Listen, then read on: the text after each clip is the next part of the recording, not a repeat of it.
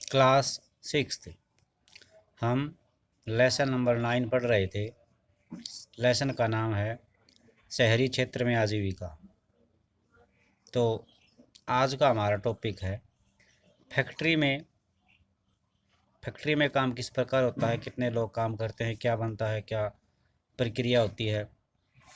तो इस विषय में हम आज पढ़ते हैं। मैं अपने एक कपड़े पर जरी का काम करवाना चाहती थी।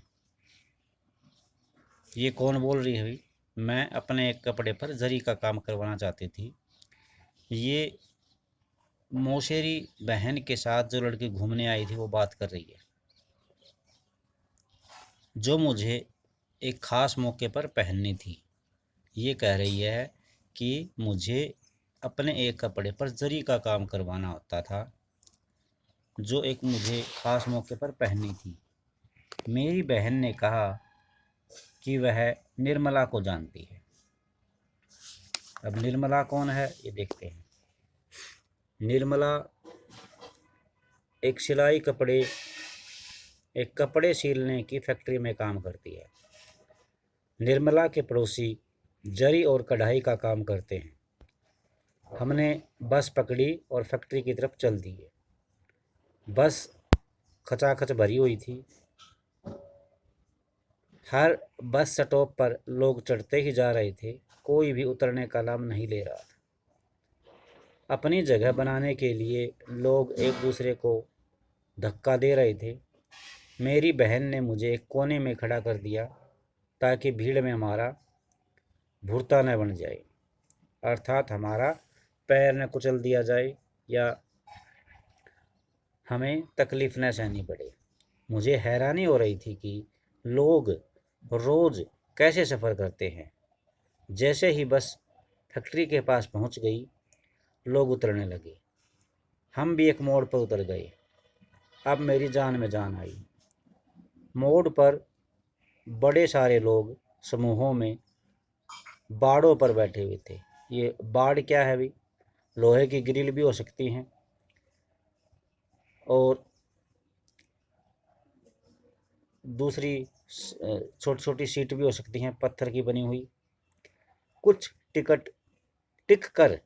कुछ लोग टिक कर खड़े हुए थे।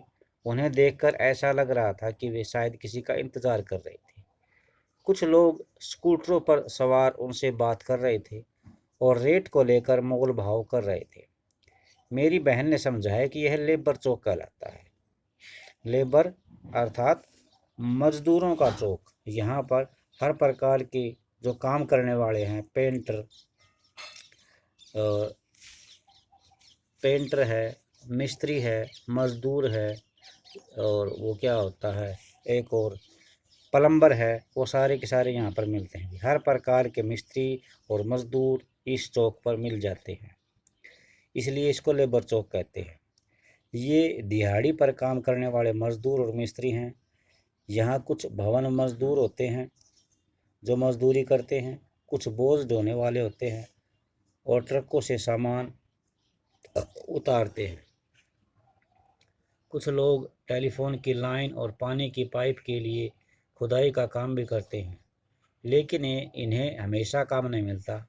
ऐसे हजारों अनियमित मजदूर हैं। अनियमित का यहाँ पर मतलब है कि रेगुलर इनको काम नहीं मिलता, कभी मिल जाता है, कभी नहीं मिलता। तो देखिए लेबर चौक का ये दृश्य है। यहाँ पर ये व्यक्ति किसी की इंतज़ार में बैठे हैं कि कोई आए और हमें आज काम पर ले जाए।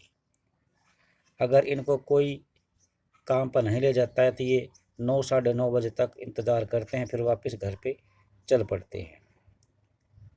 तो ये बैठे हुए हैं, इंतज़ार कर रहे हैं कि लोग उन्हें यहाँ से काम करवाने के लिए ले जाएं।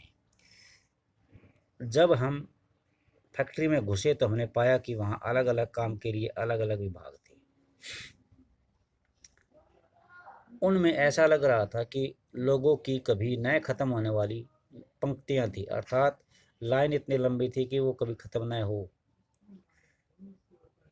जहाँ कपड़े सिले जा रहे थे उस विभाग में हमने देखा कि लोग छोटे से कमरे में मशीनों पर काम कर रहे थे।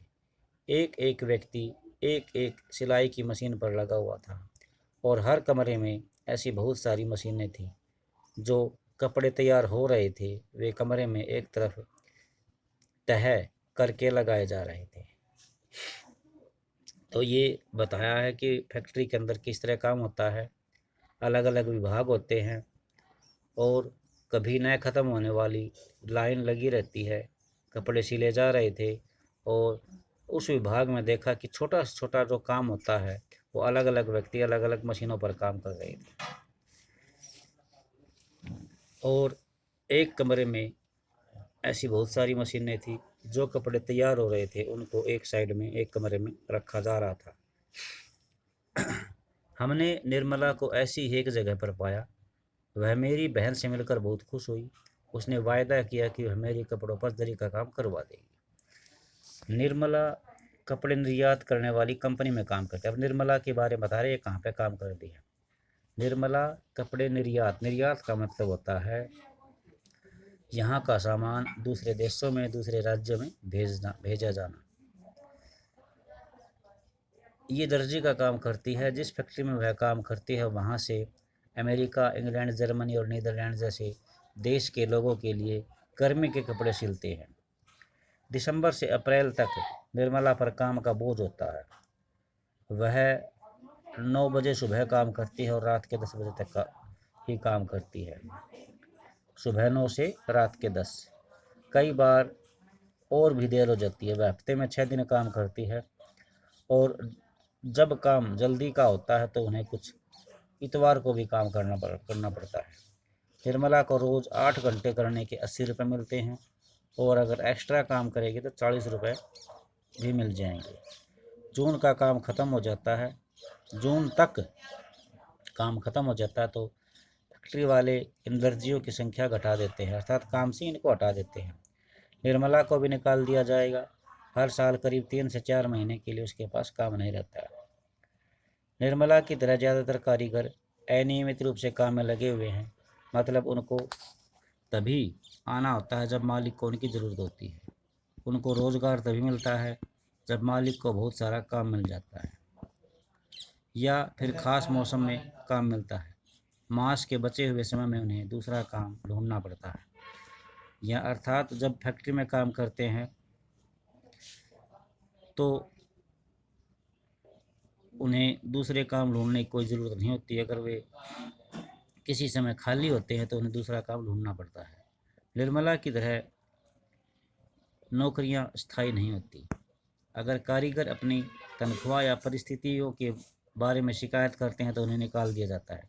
अर्थात जो मजदूर होता है वो कोई शिकायत करता है काम के बारे में या तनख्वाह के बारे में तो उसे निकाल दिया जाता है।